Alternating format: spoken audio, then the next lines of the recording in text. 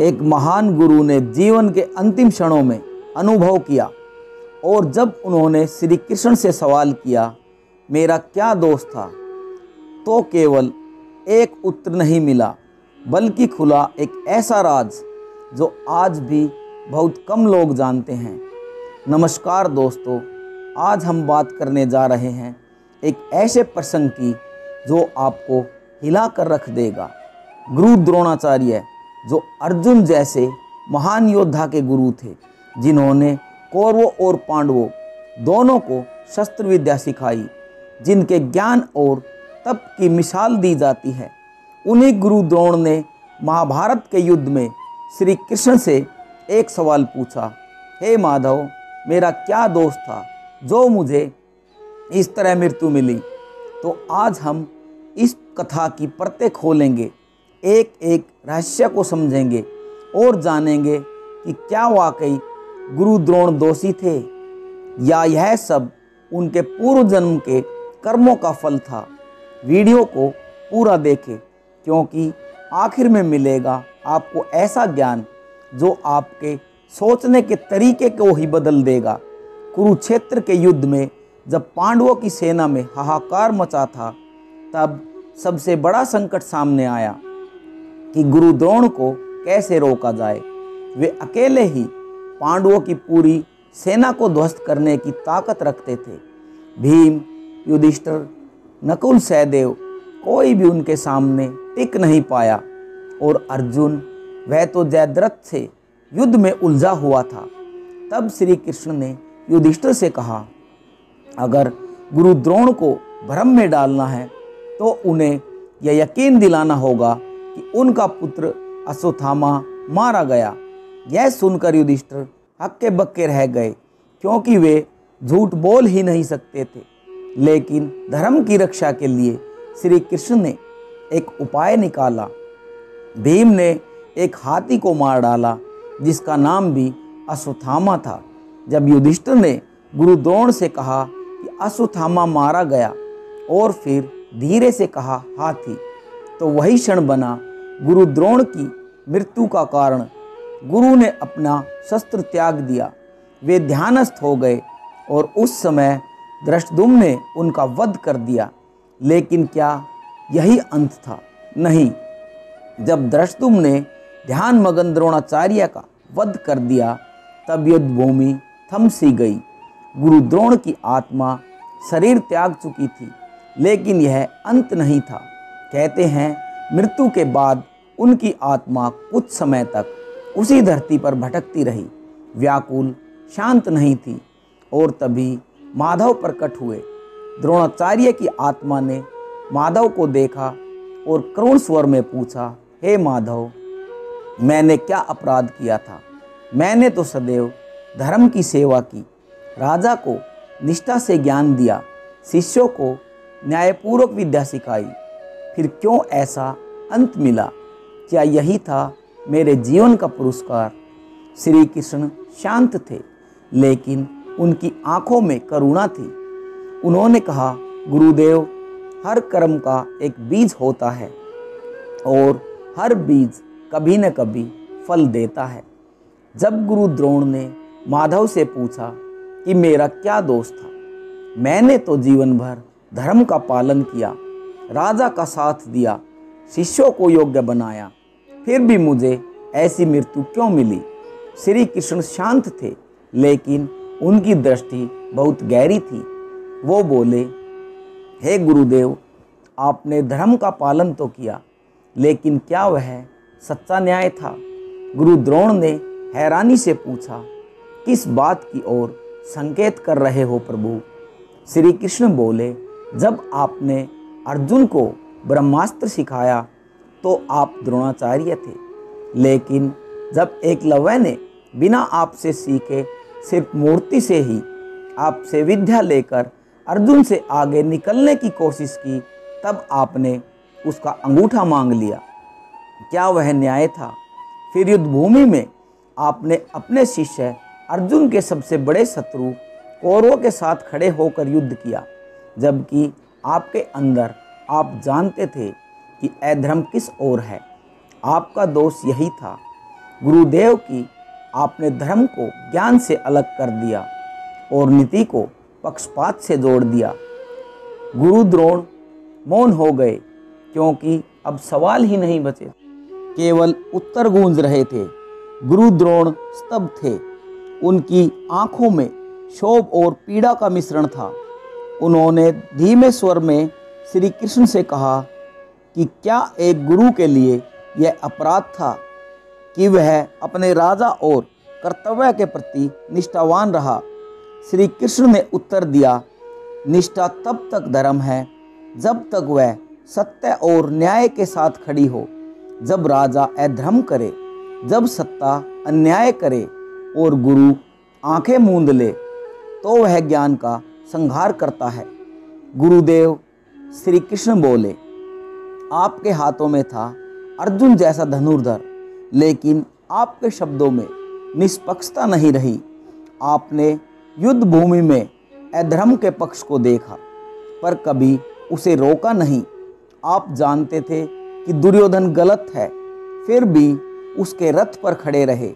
धर्म केवल अस्त्र नहीं चाहता, वह विवेक और साहस भी मांगता है, और जहाँ विवेक मौन हो जाए वहाँ गुरु भी युद्ध में पराजित हो जाता है, चाहे वह शस्त्रधारी हो या नहीं।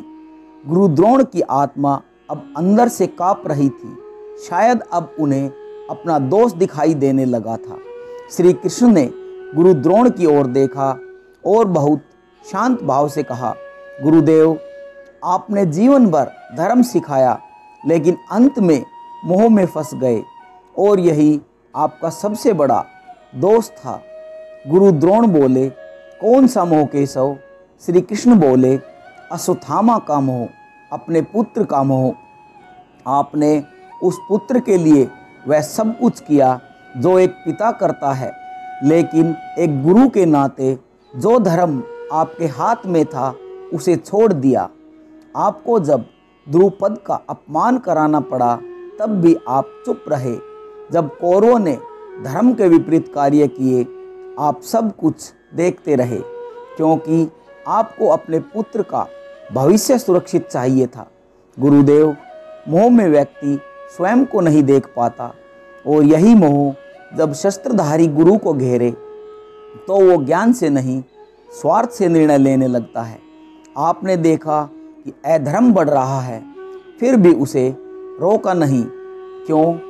क्योंकि दुर्योधन ने आपके पुत्र को सेनापति बनाया था, क्योंकि आपको लगता था अश्वत्थामा को सामर्थ्य और स्थान तभी मिलेगा। बस यही मोह आपको धर्म से दूर ले गया। गुरु द्रोण अब खामोश खड़े थे, उनकी आत्मा पर एक बोझ उतर चुका था। श्री कृष्ण की वाणी अब और भी गंभीर हो गई थी। उन्होंने गुरु द्रोण की ओर देखा और कहा, गुरुदेव, कभी कभी अपराध सिर्फ वो नहीं होता जो किया गया हो, अपराध वो भी होता है जो होते हुए देखकर भी रोका न गया हो। आपने देखा कि दुर्योधन छल कर रहा है, शकुनी पांडवों को जुए में फंसा रहा है, द्रौपदी का अपमान हो रहा है, फिर भी आप मौन रहे। आपकी विद्या, आपकी प्रतिष्ठा, सब के बावजूद आपने उन क्षणों में कुछ नहीं कहा जब एक शब्द काफ़ी था। एक गुरु की ताकत सिर्फ धनुर्विद्या में नहीं होती, उसकी सबसे बड़ी शक्ति सत्य के पक्ष में खड़े हो जाना होती है। भले ही पूरा संसार विरोध में क्यों न हो, लेकिन आप उस समय मौन रहे क्योंकि आप एक पक्ष से बन चुके थे। गुरुदेव श्री कृष्ण बोले, जो धर्म का रक्षक होता है वो मौन रह जाए तो अधर्म निर्भीक हो जाता है। आपने अपने मौन से अधर्म को साहस दिया और यही मौन आज आपके अंत का कारण बना। गुरु द्रोण की आत्मा अब व्याकुल थी। जो बातें उन्होंने कभी सुनी नहीं थी वो आज माधव के मुख से सुन रहे थे। श्री कृष्ण ने गुरु द्रोण की ओर देखा और बोले कि हे गुरुदेव, आपने शिष्यों को धनुर्विद्या सिखाई, लेकिन क्या आपने उन्हें धर्म की दीक्षा दी? अर्जुन को आपने ब्रह्मास्त्र सिखाया, लेकिन क्या आपने कभी उसे ये सिखाया कि शस्त्र का उपयोग कहाँ उचित है और कहाँ नहीं।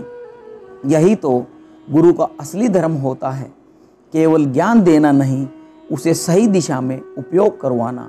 भीष्म पितामह, विदुर और आप तीनों महाज्ञानी महापुरुष थे। फिर भी कुरु सभा में जब धर्म लूटा तो केवल विदुर बोले, आप और भीष्म मौन थे। गुरु वह नहीं होता जो केवल पाठ पढ़ा दे, गुरु वह होता है जो शिष्य के अंतर में धर्म का दीपक जला दे। आपका दोष यही था, आपने अर्जुन को महान धनुर्धर तो बनाया, पर उसे धर्मयुद्ध का मार्ग श्री कृष्ण को बताना पड़ा। जो काम आपको करना था वो मैंने किया, क्या यही न्याय है? गुरु द्रोण की आत्मा में जैसे कोई तूफान उठ खड़ा हुआ। गुरु द्रोण की आंखें झुकी हुई थी, उनकी आत्मा जैसे अपने ही कर्मों के भार से बोझिल हो चुकी थी। माधव बोले कि हे गुरुदेव, आपने शिक्षा देने में कोई कमी नहीं छोड़ी, लेकिन जब निर्णय की घड़ी आई तब आपने पक्ष चुना और धर्म नहीं देखा। आपने अर्जुन को अपना प्रिय शिष्य माना, लेकिन एकलव्य को त्याग दिया।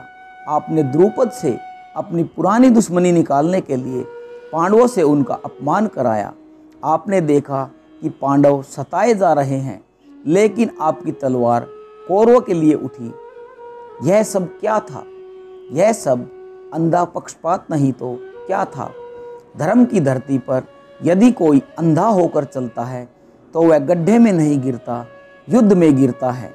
और जब गुरु ही आंखें मूंद ले तो अधर्म को बोलने की जरूरत नहीं, उसका रास्ता खुद बन जाता है।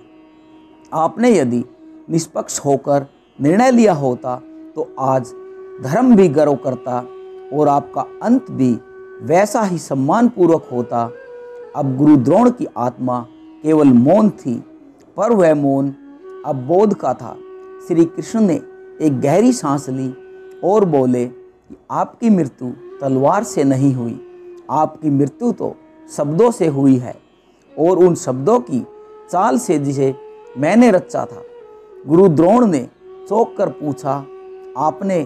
श्री कृष्ण बोले, हाँ गुरुदेव, मैं जानता था कि आपको परास्त करना असंभव है, क्योंकि जब तक आप अश्वत्थामा के जीवित होने का विश्वास रखते हैं, आपका चित्त युद्ध में रहेगा और आपकी शक्ति अजय रहेगी। इसलिए मैंने वह वाक्य रचा कि अश्वत्थामा हत और युधिष्ठिर से कहलवाया।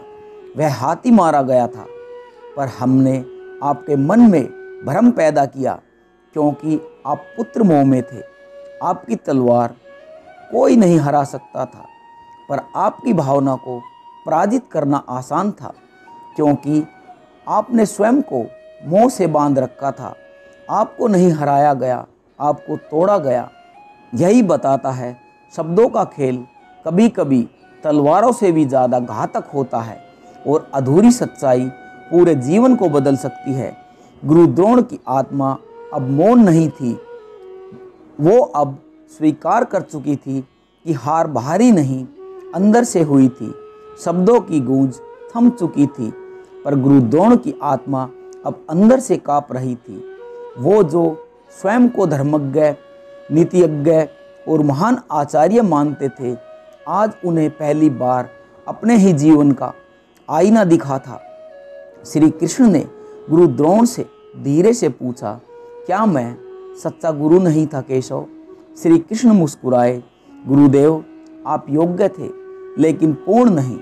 आपका ज्ञान अद्वितीय था, लेकिन आपका न्याय अधूरा था। आपका मन पवित्र था, परंतु उसमें मोह, पक्षपात और चुप्पी के बंधन भी थे। गुरु वही होता है जो न केवल शस्त्र चलाना सिखाए, बल्कि शिष्य के विवेक को भी जागृत करे, चाहे वो अर्जुन हो या एकलव्य।